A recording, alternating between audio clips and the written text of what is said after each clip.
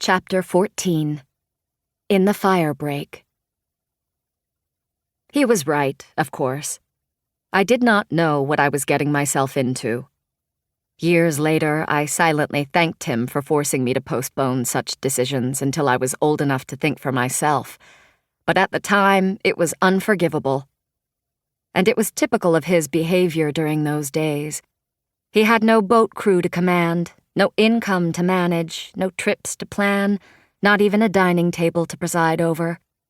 He would putter blandly along, then, suddenly, unexpectedly, as if to remind himself he was still in charge of something, he would burst out like that, his intentions right, but his manner stubborn and relentless, forcing distances between us. As his youngest child, I had grown up blessed with special attentions. Now, more and more, I found myself cut off from him. When I needed reassurance, I would get it from Woody or Chizu, or from Mama, who had more of herself to give by this time.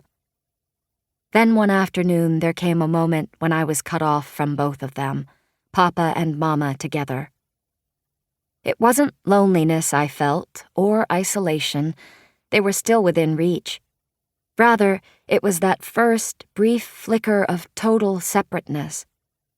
It could have occurred anywhere we might have been living. I had reached the age. This scene happened to be set in one of the fire breaks at Manzanar. My oldest sister Eleanor figures in it. She lay in the camp hospital, trying to give birth to a baby she had thought she'd be having in Reno, Nevada, where she and her husband Shig had relocated in 1943. Through friends, they had found a house there, and Shig lined up a job in a restaurant. Early in 1944, the government decided that Nisei should be eligible for selective service, like all other American citizens. A few months later, Shig was drafted.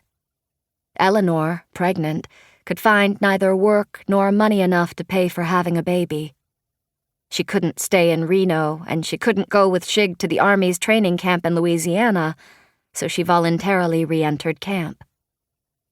When she went into the hospital, it was a time of great anxiety in our family. 2 of my other sisters had borne children there. They had both hemorrhaged badly, and blood plasma was in short supply, our needs being low on the wartime priority list. One sister might have died had not Woody provided blood by direct transfusion.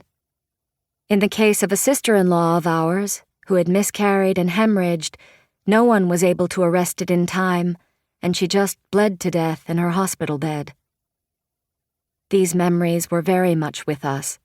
Papa, in particular, was worried. Eleanor was his oldest daughter, and this was her first child. Her husband had gone to Germany with an infantry division, and now she was struggling through the second day of a difficult labor. He and Mama were taking turns sitting with her. And what I remember, late the second afternoon, is Mama running toward us from the other side of the fire break.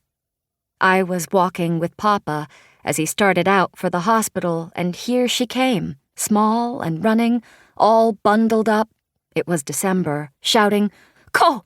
Ko!" making little puffs of frost in the icy air. I looked at Papa, and his face had filled with terror. He tried to run to meet her, but couldn't, could barely keep his stride. His look filled me with terror, too. I was sure Eleanor had died in the hospital. Our fear must have held back Mama's progress. It seemed we watched her run for minutes across that stretch of cleared sand. There was room enough for a football game or an entire parade. In my eyes, then, it was a threatening openness, a no-man's land. We met her in the sand, Mama breathless, small in front of him, looking up, saying, "Ko! Ko! It's a boy!" His face gave way. His eyes filled. "A boy?" "Yes." "And Eleanor?" "Yes. Okay." "Okay." "They're both okay." His tears let go, unchecked. Mama was already crying. She began to talk excitedly, jabbering the details. As the news sunk in, my fear was replaced by an odd detachment. The burden fell away, leaving me afloat, and I was a spectator witnessing the nearest to a love scene I would ever see between them. My own perception removed me from it. I was more awed than aware, but I knew whatever I was watching was somehow both tender and profound, with an intimacy that made me invisible to them.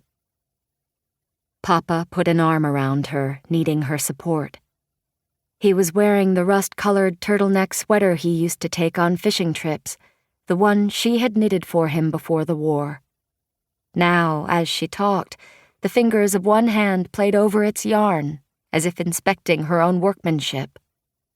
While the late sun turned this rusty sweater dark shades of orange, they stood there in the great expanse of the firebreak, far out from the rows of barracks, weeping with relief and happiness, talking quietly, just the two of them.